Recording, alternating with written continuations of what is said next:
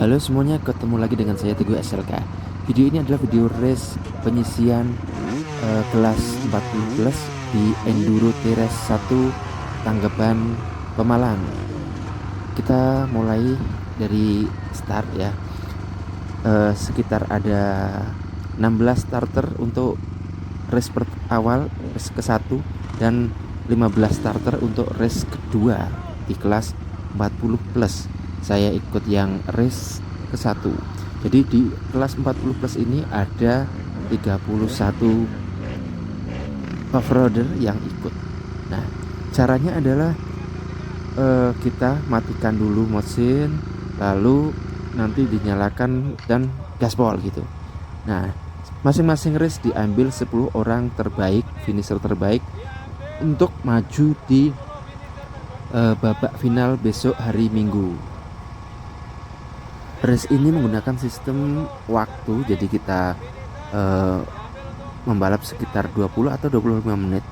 Jadi nanti rider yang finish tercepat dengan jumlah lap terbanyak itu yang akan masuk ke babak berikutnya, diambil 10 orang terbaik.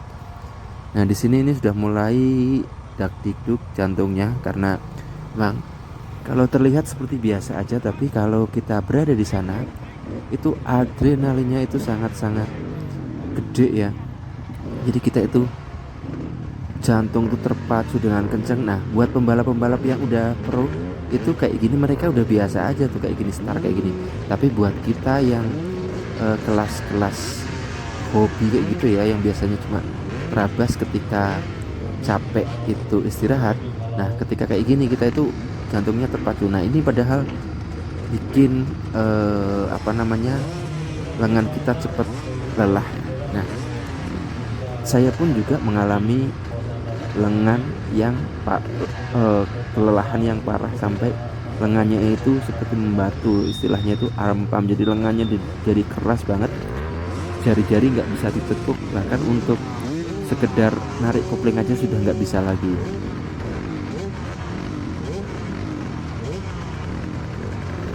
Setelah pemanasan engine seperti ini, maka engine dimatikan dan tangan kita ke atas. Lalu nanti setelah aba-aba ada peluit, baru kita boleh nyalakan motor dan langsung go. Nah, disinilah fungsi dari electric starter itu sangat penting, karena kita bisa langsung start kenceng, nggak terhalang apapun gitu.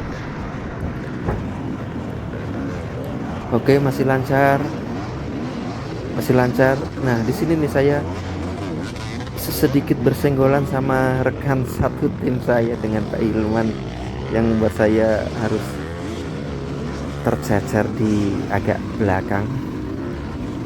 Tapi untungnya mereka juga sempat stuck di situ. Akhirnya saya bisa mengambil beberapa pembalap lagi dan melaju lagi di obstacle yang kedua, yaitu obstacle batu. Obstacle batu ini cukup menyulitkan kalau kita sampai berhenti, tapi kalau kita bisa jalan terus aman sih, nggak ada masalah. Nah, setelah itu kita masuk ke obstacle ketiga. Nah, keempat ya.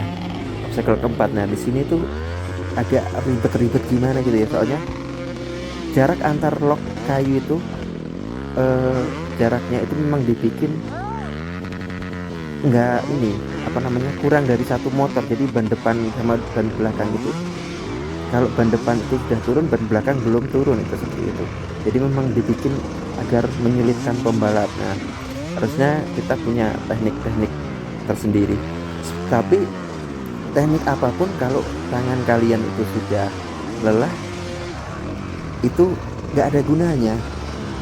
Saya punya teknik untuk melewati jalan yang seperti ini, tapi baru sampai ini aja tangan saya itu udah lelah banget, entah kenapa. Padahal biasanya kalau terabas itu seharian pun kuat ya, tapi ketika seperti ini tangannya terasanya lelah banget, terutama pada tangan kiri untuk menarik kopling itu udah lelah banget.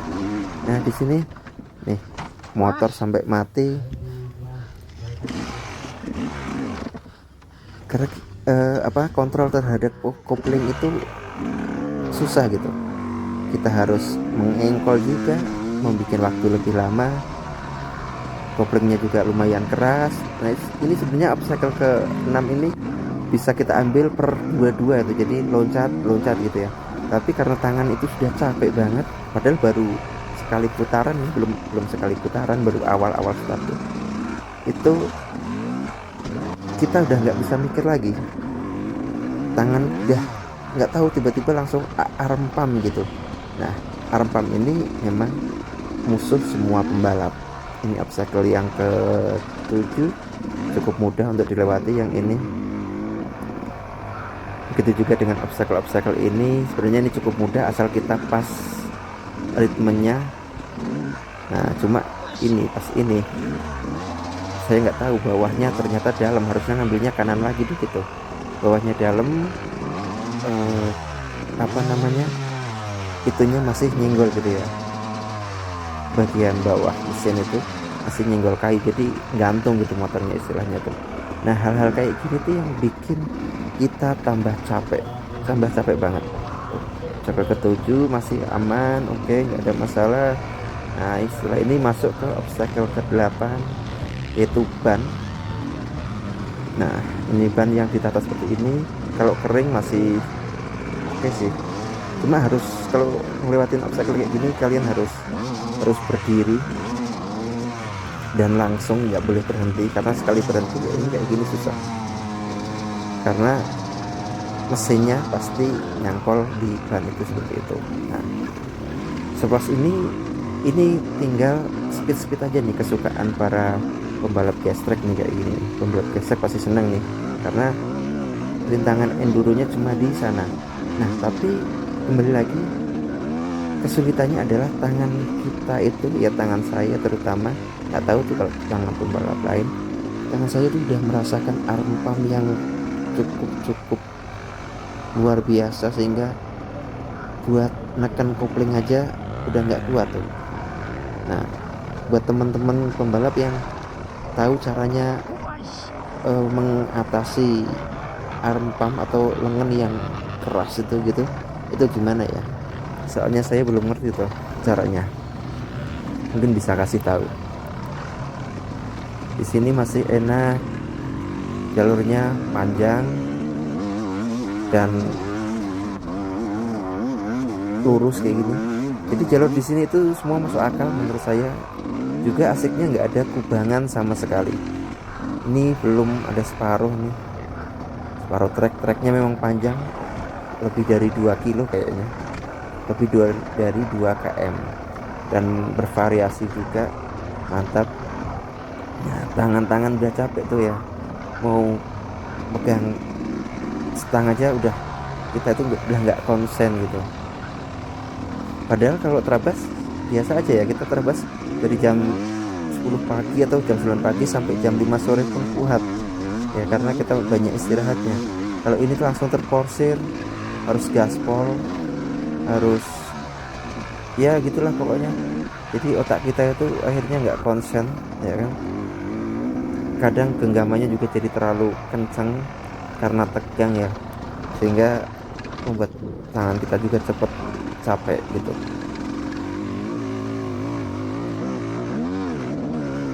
Obstacle buatan di sirkuit ini bisa dijadikan contoh buat rekan-rekan yang mau mengadakan enduro race seperti ini, karena di sini itu obstacle-nya masuk akal. Jadi untuk ukuran orang Indonesia pun itu masih masuk akal, dan juga tidak ada kubangan. Nah yang paling saya nggak suka itu banyakkan para pembuat enduro itu ya, enduro race itu, mereka masih banyak sekali pakai kubangan lumpur.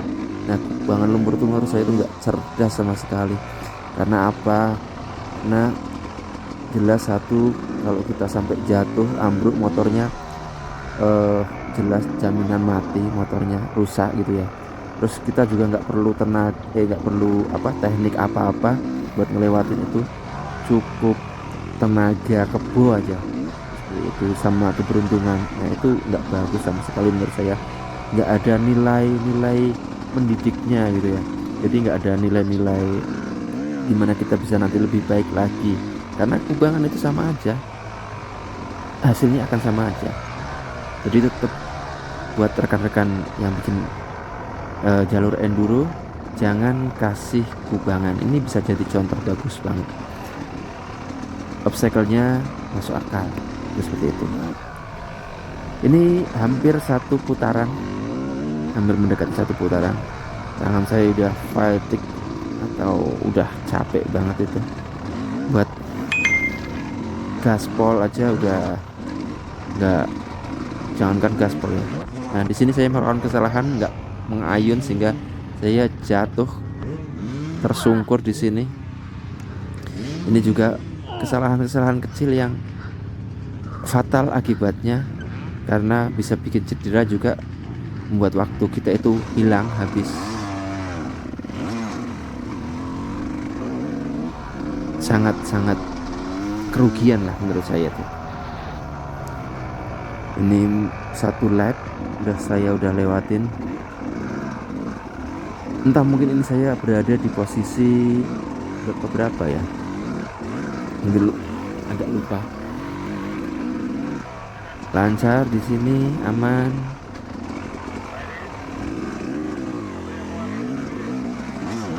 Nah ini agak ragu karena lihat itu sudah dalam. Akhirnya saya ambil yang ke kanan. Nah harusnya kayak gini juga bisa diambil sekali nih. Obstacle batu lagi, kosong, terlihat tidak ada orang. Kalau kosong enak sih, jadi kita bisa lempeng aja gitu ya. Saya belum kesalip tapi juga belum nyalip di sini.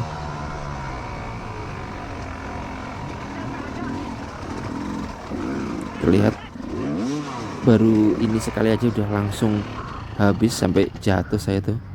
Nah kesulitan rider pendek kayak saya tuh, ketika mau menapakkan kaki di area-area seperti ini itu susah banget karena kita kakinya nggak nyampe. Beda lagi kalau kalian yang kakinya panjang tuh nyaman banget pastinya untuk lewat jalur yang seperti ini, karena ketika motor miring kita masih bisa menjejakkan kaki kita. Nah pelajarannya adalah kalau enduro kita harus punya motor yang pas banget dengan tubuh kita. Jadi nggak penting tuh motor yang kenceng, tapi yang penting tuh motor yang pas banget dengan tubuh kita, karena kita akan sering melewati obstacle yang seperti ini. Ini tangan juga udah mulai kelelahan banget, sampai di sini lepas. Nih, untuk kalau dilihat tangan kiri saya udah sangat-sangat tidak ada tenaganya untuk memegang stang, karena mungkin kurang latihan. Buat teman-teman yang mau jago enduro harus latihan lengan, itu wajib itu ya. Nah saya sendiri nggak pernah latihan lengan memang, karena ya males aja sih.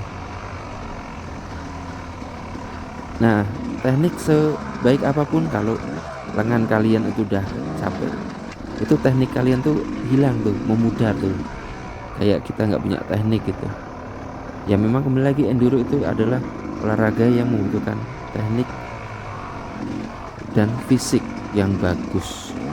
Teknik bagus doang tapi fisiknya jelek, ya kita nggak bisa ngapa-ngapain juga. Fisik bagus, tekniknya nggak punya juga, kita juga bisa capek sendiri kan gitu.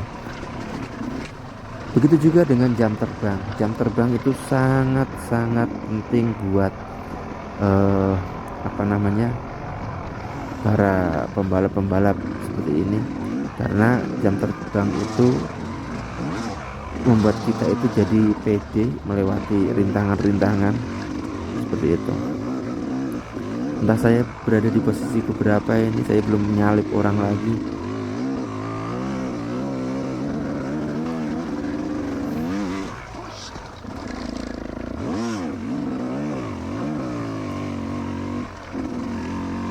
Akhirnya nggak kuat, tangannya udah nggak kuat, pakai gigi satu karena udah nggak ngopleng lagi nih. Saya udah nggak kuat ngopling. Entah kenapa tangan saya itu begitu kerasnya, keras banget. Untuk pegang kopling aja udah nggak kuat.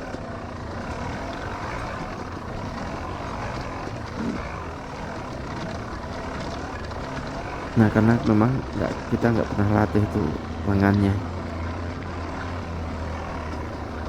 Acara ini diadakan di Tangkeban di Tangkeban Pemalang ya, bukan Pulau Sari ya, mana nggak tahu namanya. Tangkeban Pemalang, tapi ya deket Pulau Sari, karena juga yang bikin acara juga pengelola Pulau Sari juga sama. Di Bukit Tangkeban ini ada villa-villanya juga, ada glampingnya juga, ada area camping juga. Cukup inilah menurut saya cukup oke lah kalau dilihat. Yang kayak gininya itu masuk tuh, ada cafe juga buat wisata, ada selfie masuk semua.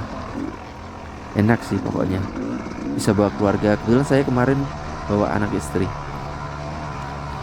Di sini saya ikut tim Yamaha BRM dari Cirebon, karena kebetulan Yamaha BRM ada 3 rider dan plus 1 saya, jadi ada 4 rider yang ikut di sini.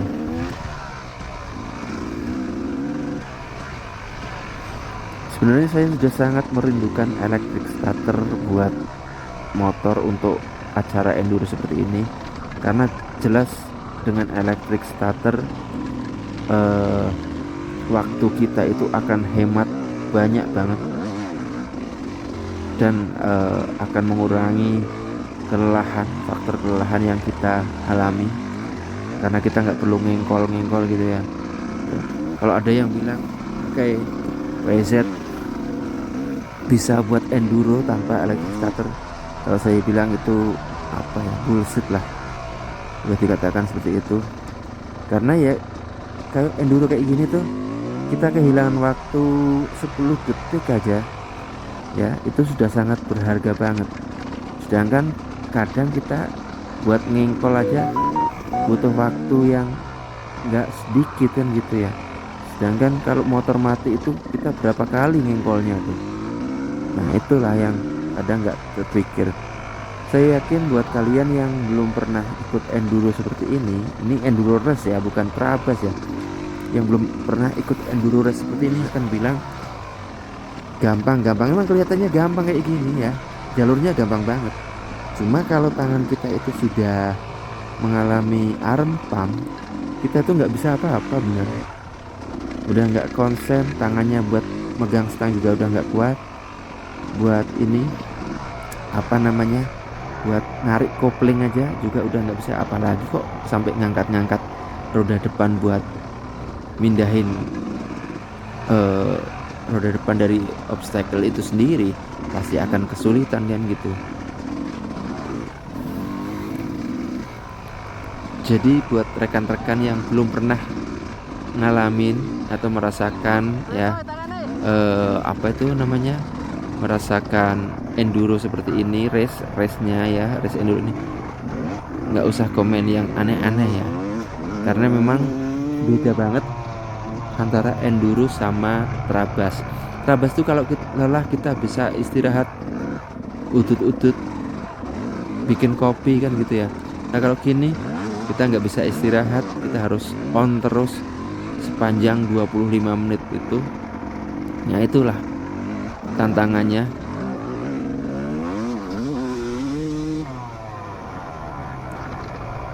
Sampai di sini masih aman saja. Tiba-tiba ada yang berhenti di situ, saya sampai ikut terjatuh.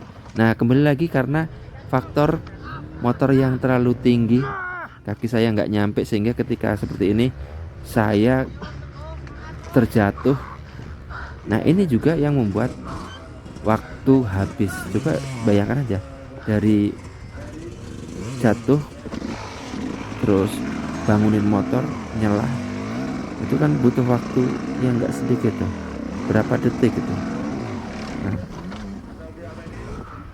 mati lagi, nyelah lagi kan gitu ya. Coba kalau pakai electric starter, wah enaknya nggak tenang. Sehingga hal seperti ini berpengaruh banget saat kita mengalami kelelahan di tangan kita itu. Ini kayak gini, salah ambil saya, akhirnya malahan disalip sama yang lain.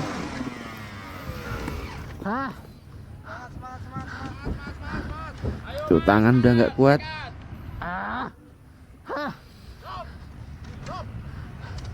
Buat ngopling. Ini rekan satu tim saya, Mas Adit, support kita tuh. Udah capek banget, udah nggak konsen. Itu Pak Hilman tuh, Pak Hilman malah udah dadalala tuh. Harusnya tadi ambilnya yang kanan, kenapa saya ambil yang kiri ya? Edan.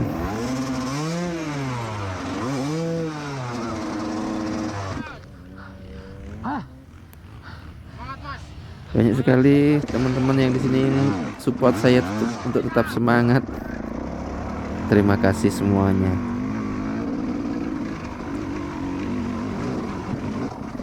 Di dalam pikiran saya saat ini hanya ingin menyelesaikan race tanpa DNF gitu, jadi sampai selesai gitu,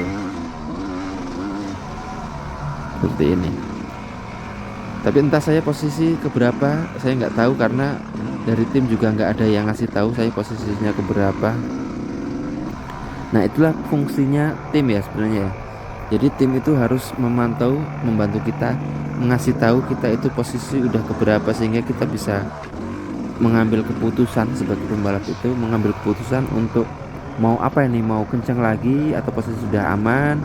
Kalau aman harus mainnya safe gitu ya, mainnya aman. Kalau kita masih belum masuk 10 besar, berarti kita harus fight lagi, harus kencang lagi kan gitu ya. Nah fungsinya dari tim sebenarnya di situ ya. Cuma di sini agak miss kemarin tuh. Jadi apa namanya, saya nggak tahu ini saya berada di posisi keberapa. Hanya bisa berharap bisa masuk gitu ya. Karena target awal saya itu bisa masuk ke final.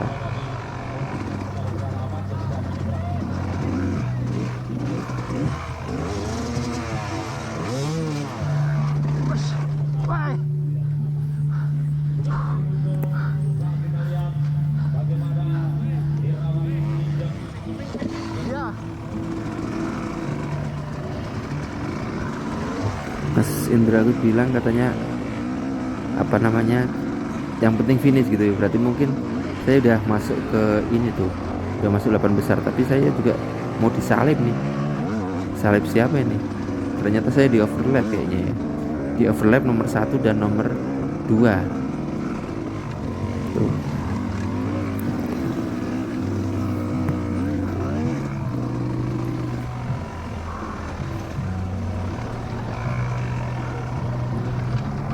Di posisi ini tangan udah nggak kuat banget, sampai istri saya aja kasihan tuh katanya, lihatnya tuh motornya udah nggak bisa, saya udah nggak bisa ngegas di sini tuh. Kalau motor digas tuh rasanya mau lepas stangnya, jadi dari genggaman kita tuh. Buat kalian yang sudah pernah ikut enduro race kompetisi seperti ini pasti merasakan hal yang sama. Tapi kalau buat yang belum pernah ikut pasti bilang apa tuh kayak gitu, ecek-ecek gitu ya. Ya memang masih ecek-ecek sih, tapi kalian coba rasakan aja lah, biar sebelum komen ya, jadi biar bisa merasakan, biar ngerti tuh apa yang akan kalian rasakan ketika ikut seperti ini. Alhamdulillah saya bisa menyelesaikan 3 putaran dalam kurun waktu 20 menit. Sebenarnya harusnya 4 putaran karena teman-teman yang di nomor 1 sampai nomor berapa, 3 atau 5 tuh ya, itu mereka menyelesaikan 4 putaran tuh. Jadi saya tertinggal 1 lap atau 1 putaran.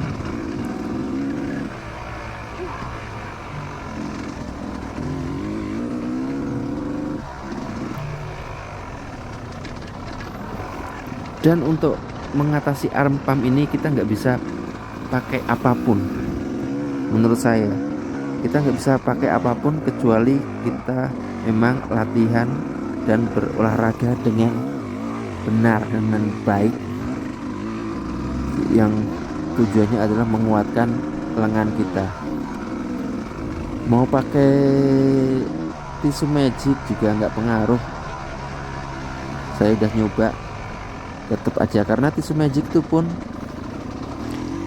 hanya akan membuat kebas kita di kulit ya, bukan di otot. Sedangkan ketika arm pump kayak gini, kita tuh capeknya kan di otot ya, capeknya di otot, jadi nggak pengaruh sih menurut saya.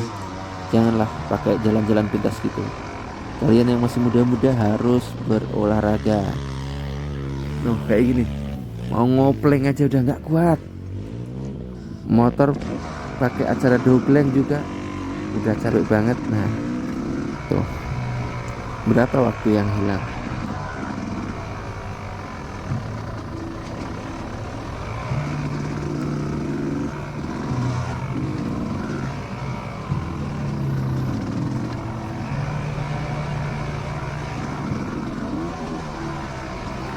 Dalam hati ini saya hanya berdoa semoga bisa masuk ke babak selanjutnya gitu ya. Soalnya kalau nggak masuk ke babak selanjutnya berarti saya harus pulang kan. Malu juga ya, masa penyisian nggak lolos kan gitu ya. Dari 31 pembalap yang diambil kan cuma 20, masa nggak lolos kan, malu ya kan gitu ya. Di race pertama atau race ke-1 ini di kelas 40 plus juga hanya 16 pembalap dan diambil 10. Kalau sampai nggak lolos kan malu juga ya. Akhirnya ini race akhir nih udah selesai karena yang lain udah finish ya, alhamdulillah finish. Akhirnya saya tahu dari itu pengumuman bahwa saya berada di posisi ke-8, jadi saya bisa masuk ke babak final. Terima kasih buat yang sudah support, dari Mas Sadam, Mas Adit, Pak Hilman, Mas Aep, dari rekan-rekan yang kemarin ngegas, dan tentunya dari Om Ivan Yamaha BRM, Pak Hendy, dan semuanya. Saya terima kasih sekali atas supportnya. Semoga kalau diberi kesempatan nanti kedepannya insya Allah pasti akan lebih baik lagi. Kita akan fight lebih gaspol lagi. Gak pernah terabas, gak pernah gesrek, tangannya pegel tenan. Aduh, hei, gak kuat. Mantap. Yang penting semangat. Gak tahu lolos apa enggak.